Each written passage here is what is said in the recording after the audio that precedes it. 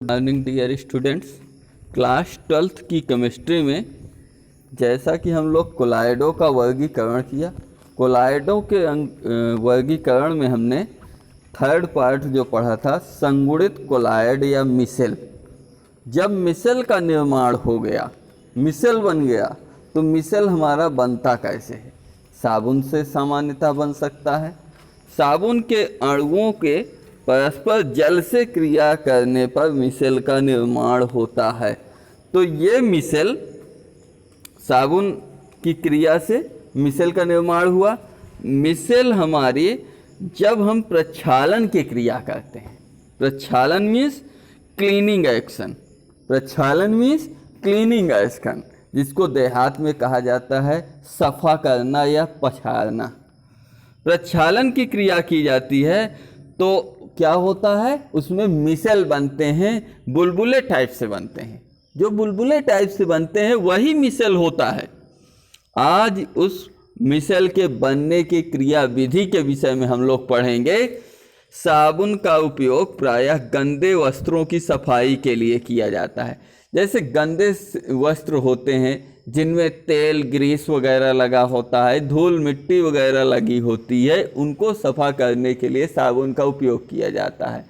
साबुन के द्वारा प्रक्षालन की क्रिया की जाती है।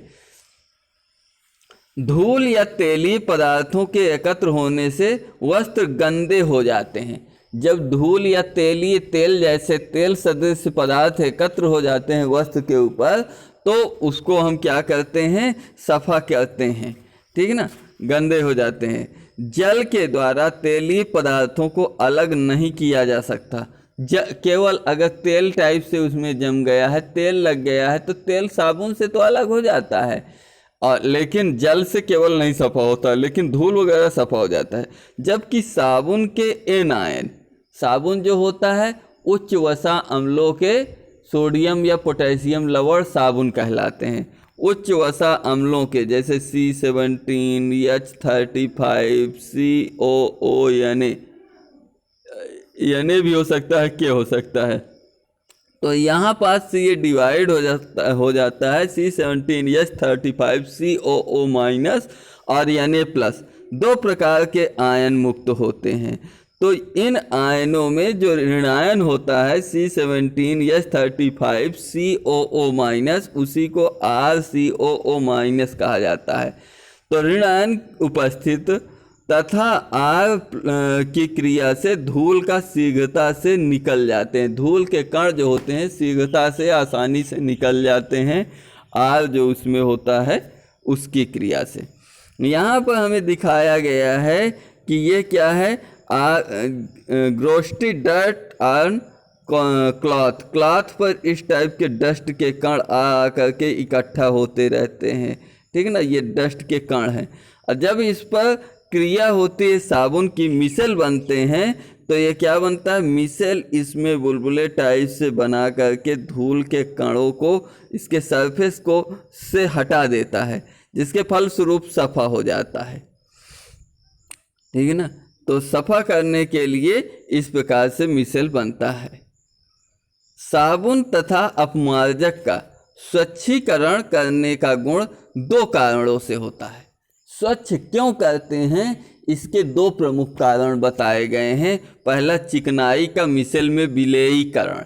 चिकनाई जो होता है वो विलेय हो जाता है। चिकना पदार्थ जो साबुन में होता है, उसमें धूल में ग्रीस वगैरह, वो क्या करते हैं, साबुन के मिसेल में विलेय हो जाते हैं, घुल जाते हैं। विलेयीकरण माने सोबुलाइजेशन या घुल जाना। और दूसरा, चिकनाई का पायसीकरण, पायस बन जाना। तो इस चैप्टर में पायस और विलायक के विषय में भी पढ़ेंगे। पायस क्या होता है, वाटर इन सॉइल पायस, यानी कि ऐसा पायस जो वाटर का उसमें ऑयल में बनता है, या वाटर ऑयल इन वाटर बनता है। तो इस टाइप से पायस के विषय में भी हम पढ़ेंगे। लेकिन पहले हम क्या करते हैं, विलेयीकरण क्या है, विलायकीकरण, सोबुलाइजेशन। यह घटना अपमार्जन क्रिया द्वारा होती है। अपमार्जन माने स्वच्छीकरण। जब साफ किया जाता है तो उसकी क्रिया के द्वारा विलेयीकरण की क्रिया होती है।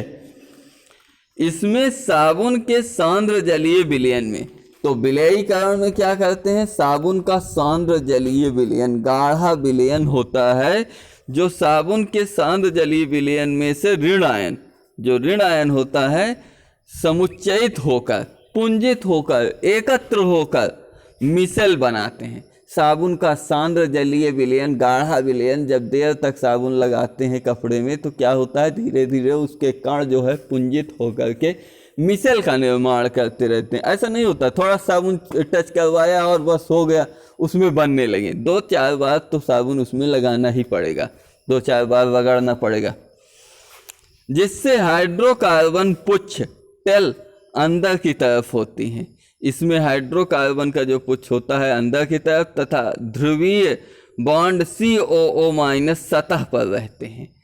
चिकनाई मिसेल के अंदर अधिशोषित हो जाती है। मिसेल के अंदर चिकनाई जो होती है, कपड़े में जो धूल मिट्टी की चिकनाई होती है वो क्या होती है, अंदर की ओर अधिशोषित हो जाती है, जो द्रव हाइड्रोकार्बन की भांति व्यवहार करती है, द्रव हाइड्रोकार्बन की भांति व्यवहार करती है। अधिक पानी डालने पर चिकनाई धूल कणों सहित मिसेल के साथ कपड़े से बाहर चली जाती है। ये हुआ विलयीकरण, विलायकीकरण, यानी विलायक के साथ घुल जाना। चिकनाई का विलायक जल के साथ घुल जाना विलायकीकरण कहलाती है। ठीक है ना। अब हम लोग पढ़ेंगे पायसीकरण, इम्यूल्सिफिकेशन। इम्यूल्सिफिकेशन पढ़ने से पहले हमें पायस जान लेना चाहिए। पायस क्या होता है?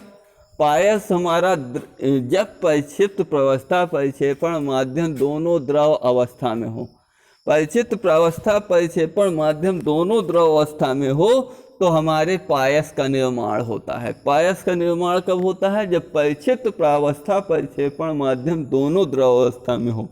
जैसे जल में चाहे तेल को घोल दिया जाए, चाहे तेल में जल को घोल दिया जाए, उनके मिलने से पायस बनता है। हम लोग सामान्यतः क्या करते हैं कि घरों में सरसों का तेल लेते हैं और नहाने के पश्चात थोड़ा बहुत लगाते हैं। तो उस समय जब हाथ में तेल लेकर के लगाने का प्रयास करते हैं, पूरी तरह से हमारे बाल नहीं सूखे होते हैं, तो कभी कभी उसके मिलने पर एक सफ़ेद सा पदार्थ बनता है, वही पायस होता है।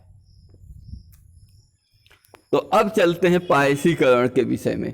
पायसीकरण, साबुन तथा अपमार्जक का जल में आयनन हो जाना, जल के साथ आयनन हो जाना, उसके आयन में तेल में विलेय हाइड्रोकार्बन पुच्छ तथा जल में विलेय ध्रुवीय बांड COO- होता है। जब साबुन का विलयन वस्त्र पर डालते हैं तो हाइड्रोकार्बन पुच्छ उसमें उपस्थित तेलीय पदार्थ को पायसित कर लेती है, पायस के रूप में कन्वर्ट कर लेती है और ध्रुवीय भाग ऊपर की ओर झुक जाता है। ध्रुवीय भागों के पारस्परिक प्रतिकर्षण के कारण चिकनाई की बूंदें पानी में निलंबित हो जाती हैं, अतः पायसीकृत चिकनाई साबुन के विलयन के साथ घुलकर बाहर चली जाती हैं। जो पायसीकृत चिकनाई होती है, पायस की तरह जो ग्रीस जैसे सदृश पदार्थ होता है, वो पानी डालने पर लास्ट में घुल करके बाहर हो जाती हैं। इस प्रकार से हमारा संपूर्ण स्वच्छीकरण की क्रिया हो जाती है। और इस प्रकार आज हमने क्या किया कि ये पायस का बनना, पायसीकरण और ये विलायकीकरण जैसे टॉपिकों को पढ़ा।